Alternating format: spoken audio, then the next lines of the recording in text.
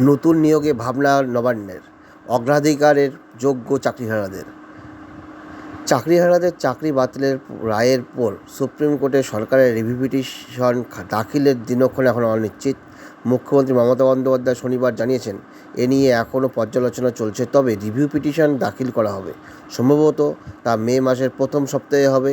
নবান্নে সরকারের অন্দরমহলের খবর, রিভিউ পিটিশন সুপ্রিম কোর্ট গ্রহণ করলেও শুনানির পর রায় কী হবে তা ঘোর অনিশ্চিত। আদৌ চাকরিহারারা যোগ্য শিক্ষকদের চাকরি ফিরিয়ে দেওয়া যাবে কি না তা নিয়ে নিশ্চিত হতে পারছে না সরকার, শিক্ষা দপ্তর ও এসএসসি। তবে আর এই কারণে বিশাল সংখ্যক চাকরিহারা যোগ্য শিক্ষকের ভবিষ্যতের কথা ভেবে তাদের স্বার্থ রক্ষা করতে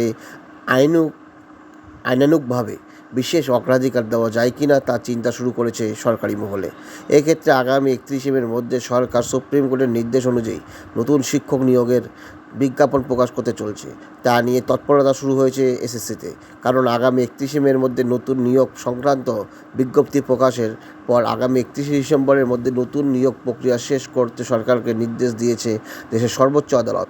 সূত্রের খবর, চাকরিহারাদের চাকরি আর কোনো মতে ফেরানো সম্ভব হবে কি না ধরেই নতুন নিয়োগে তাদের বিশেষ অগ্রাধিকার দেওয়ার বিকল্প ভাবনা সরকারি মহলে শুরু হয়েছে। আইনানুগ জটিলতা না থাকলে সরকার নতুন এই পথে এগোবে বলে ধারণা নবান্নের শীর্ষ আধিকারিকদের একাংশের। যদিও ওই মহলের আশঙ্কা, সুপ্রিম কোর্ট সরকারের রিভিউ পিটিশন কাজ না হলে সরকারের নতুন নিয়োগকে চাকরিহারা যোগ্য শিক্ষকরা তাদের বিশেষ অধিকার দেওয়ার বিষয়টি কতটা মেনে নেবেন বা তার প্রশ্ন থেকে যায়। কারণ চাকরির পুনর্বহালের দাবি ছেড়ে তারা কতটা নতুন চাকরি মেনে নেবেন তা নিয়ে প্রশ্ন তুলবেনই তারা। নতুন নিয়োগের পরীক্ষা তাদের বসতে হবেই, সেখানে তো তাদের আবার সফল হওয়ার বিষয়টিও থাকবে। পরীক্ষা দ্বিতীয়বারের জন্য বসা নিয়ে প্রশ্ন তো উঠবেই।